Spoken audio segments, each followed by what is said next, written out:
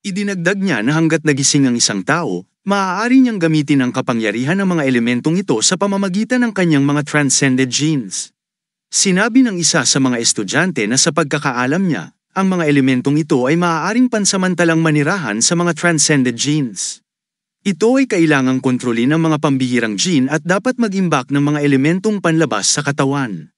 Idinagdag ng guro na kapag pinipigilan ng isang tao ang pagkawala ng mga elemento at hinulma ang mga transcended genes sa isang perpektong baterya, matagumpay siyang naging one-star transgender. Pagkatapos ay idinagdag niya na kailangan muna nila ng isang piraso ng metal para sa pagpapakita. May hawak siyang metal na baras at sinabing limitado ang mga elementong maaaring tumanggap ng lumalampas sa mga gene. Pinunit niya ang isang maliit na piraso ng metal mula sa pamalo na ibinibigay ito sa Zencon at sinabi na kung mayroon siyang 1% transcended genes, dapat sapat na yun para sa kanya.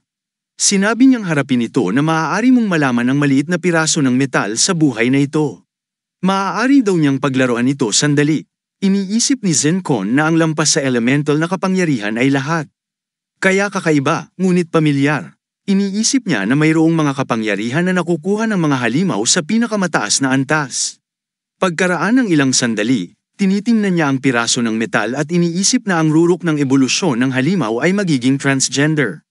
Idinagdag ng guro na ang bawat tao ay may isang mahiwagang chain ng mga gene, kung ang isa ay magiging isang halimaw o isang transgender ay depende sa kung ang genetic chain na ito ay nagbabago sa isang halimaw o isang transcended genetic, sabi niya.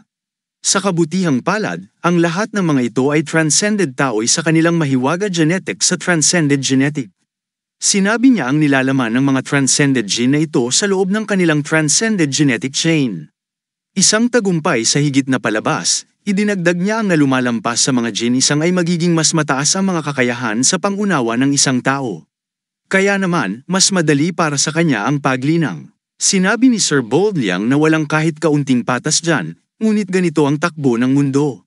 Idinagdag niya na simula sa 70% ng mga gene, higit pa 1% ay nagdudulot ng makabuluhang pagpapahusay, sabi niya, halimbawa, yun.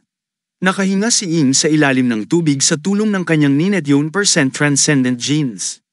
Ang GU ay maaaring tumayo ng hindi bababa sa 3,000 volts ng kuryente nang walang anumang problema. Sabi niya, kung 100% lumampas sa mga gene, litaw ang carrier, maaari siyang tawaging Diyos. Sa halip, idinagdag niya na kung mas mababa ang porsyento ng mga transcended genes, mas mababa ang kanyang pagiging resulta sa mga elemento, at nagiging mas mahirap para sa taong yun na linangin. Sinabi niya na walang mga talaan ng mga taong may mas mababa sa 20% transcended genes bago ang Zencon. Sinabi ni Zencon kay Bo Liang, kung ito ang ibig niyang sabihin, tinitingnan siya ni Bo Lion at tinanong kung kailangan niya ng tulong. Sinabi ni Zencon na madali niyang makuha ang piraso sa loob at labas ng kanyang katawan nang walang anumang problema. Nagtataka si Bo Lian kung gaano kahusay niya yun.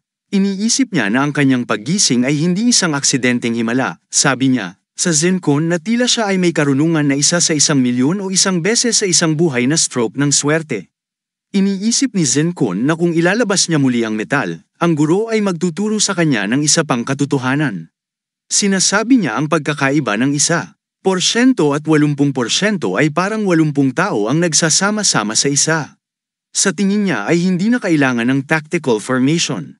Ang pagkakaroon ng isang pulutong ng mga transcended na individual ay isang napakalaki na kalamangan, sabi na ang kanyang kapangyarihan ay madaling madudurog. Sinabi niya na ang mga taong may mas kaunting transcended genes ay dapat palaging magkaroon ng kamalayan na sila ay mas mahina. Sinabi niya na ang mahina ay dapat magtago sa likod ng malakas. Sinasalamin ni Zinken at sinabi na ang huling beses na pinatay ang guro sa pamamagitan ng kanyang mga kamay nang bumibili siya ng ilang oras para makatakas ang kanyang mga estudyante. Pagkatapos ay sinabi niya na ang gurong si Bao ay isang mahusay na guro. Pinagmamasdan ni Zencon si Bo Liang na pawis na pawis. Sa tingin niya ay sinusubukan siya ng guro na eye pressure na magpasakop sa kanyang transcended genes. Sinabi niya na ang kanyang transcended genes ay lumamon sa taong matabang at ang kanyang maong ay naging mataba din. Sinabi niya na dapat siyang mag-post ng kaunti pang low-key. Kung hindi, ano ang gagawin niya kung may pumasok na ibang estudyante na binubuli siya? Pagkatapos ay tumalon siya pabalik at sinabing hindi na siya makakatagal pagkatapos gawin yun.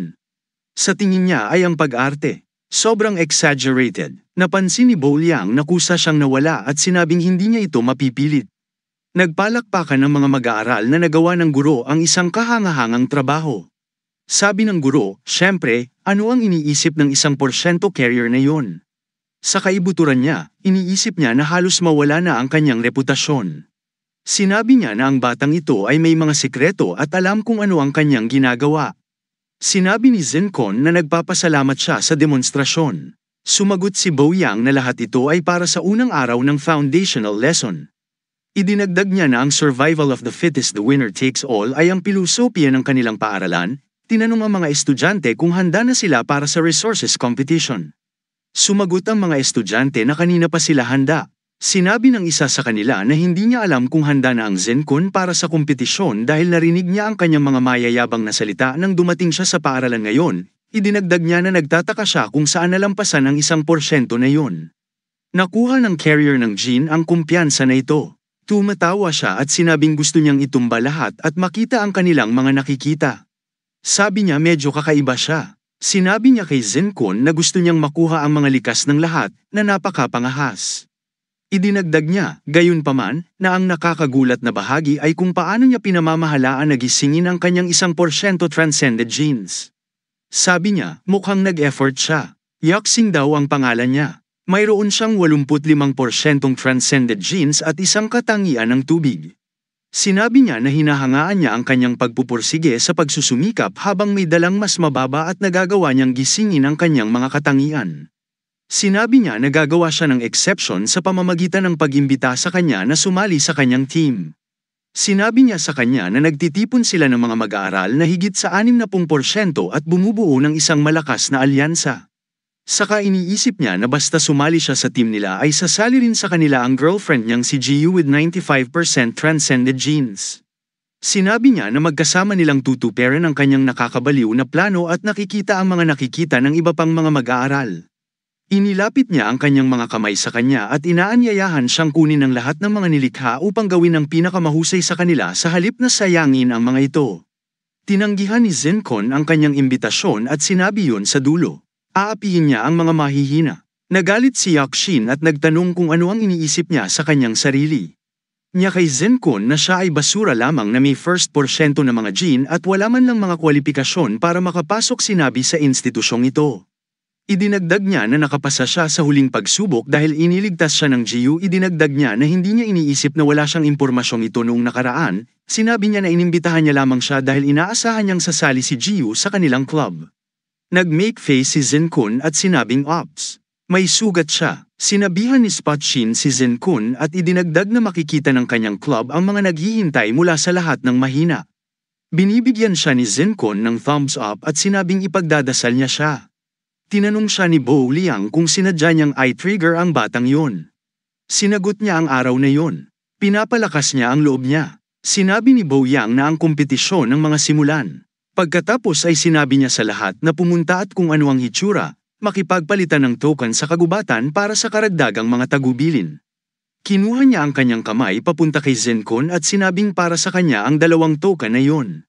Lumipat ang eksena sa forest na kukuha ng mga estudyante ang mga tagubilin na hindi sila dapat umalis sa kagubatan. Mayroon silang 1 oras para gawin ang anumang gusto nila. At mula ngayon, ang lahat ay nakasalalay sa kanilang mga kakayahan. Nagsisimula ang kompetisyon, sinabi kung bakit at Zion Tao na pumunta sa Big Brothers. Huminto si Incon at sinabing kailangan pa niyang isipin ang kanyang sarili. Tinanong siya, ano ang ibig niyang sabihin doon? He tells him that the other team said that even though he has 49% transcended genes, they are ready to make an exception and add him to their group. Sheng tells him that Big Brother will take them further in life. Bakit at sinasabi niyang nagsisisi lahat ng Incon na yun ay malakas? Nasa 1% pa rin siya. At bukod pa rito, na-provoke na niya ang alyansa sa simula pa lang. Tawag ni Jay Sheng, bakit, sa isang mangangalakal, gayunpaman, pinapakalma siya at sinabing hindi niya dapat pilitin. Lahat ay may kanya-kanyang ambisyon. Sinabi ng isa sa mga batang lalaki mula sa isang leon na pinapanood ng 10 powerhouse, hindi nakakagulat na siya ay nag-walk out. Pagkatapos ay tinawag niya si Zencon 1% at sinabi na siya. Pwedeng tumawa sa ngayon, Pero simula ngayon, titig na siya sa kanya at hindi na siya makakapagtago kahit saan. Malapit na niyang sabihin yon. Darating si kuya tapos siya naman ang umiyak. Ngumiti si Zenkun para asarin siya at sinabing, sige, kung tutuusin, hindi tumatagal ng maraming oras ang pambubuli sa mga mahihina.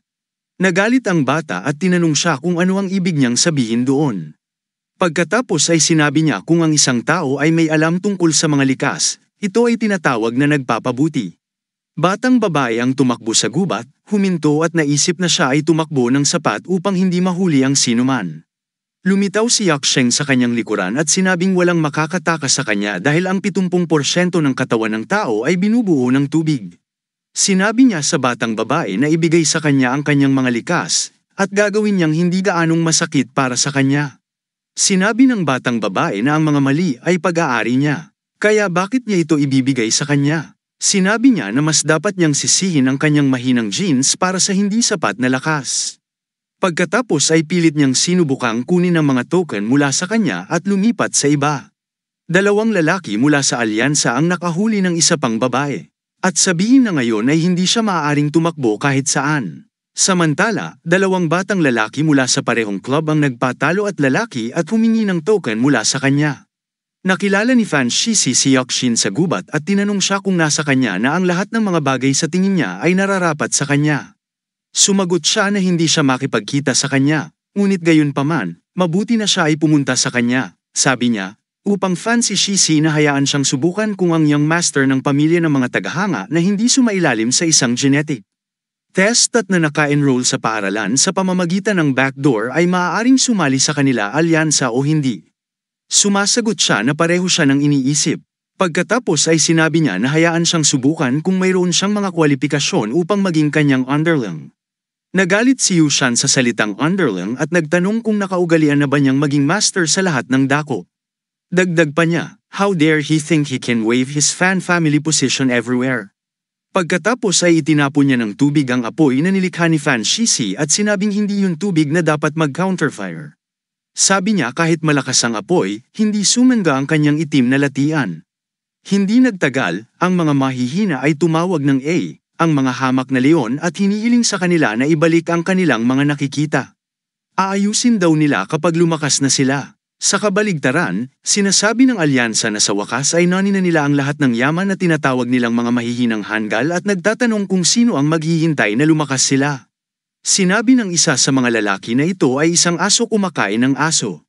Kung hindi ito matanggap ng isang tao, dapat siyang maging mas malakas. Sinabi ng batang lalaki mula sa pangkat ng alliance na hinihintay na malaman niya ang pagdating ni Zenkun upang makolekta niya ang natitirang mga token mula sa kanya.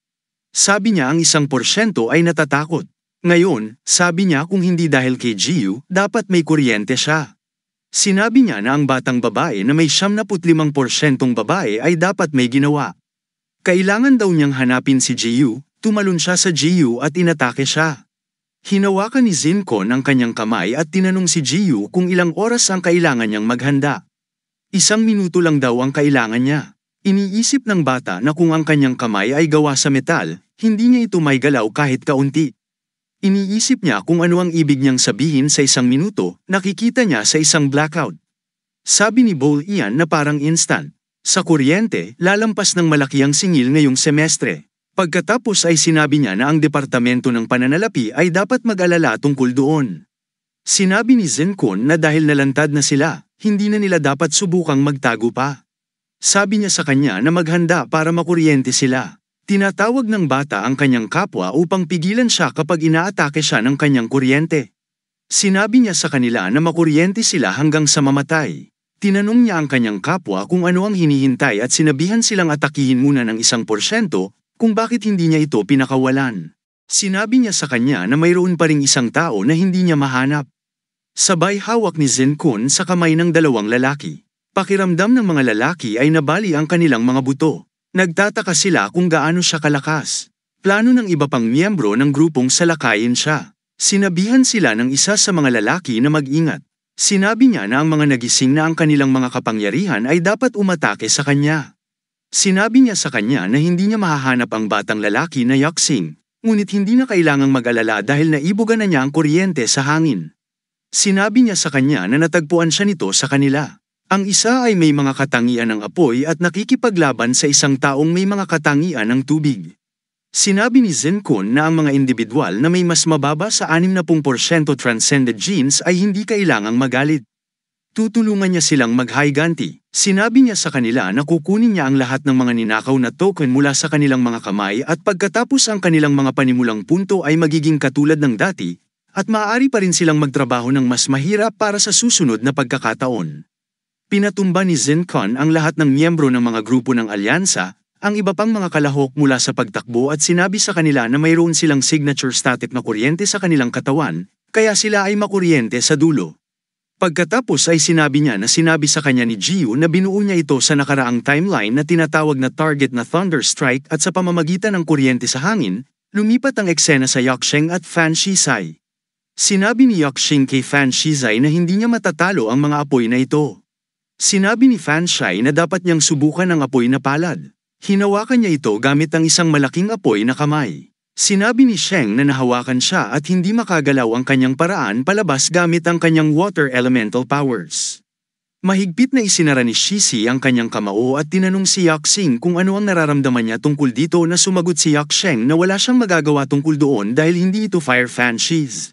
Sabi ko mabuti, nakapasa siya sa pagsusulit. Idinagdag niya na siya at ang kanyang alyansa ay bumabang sumailalim sa kanya. Inalis niya ang apoy na palad mula sa kanya, pagod na pagod.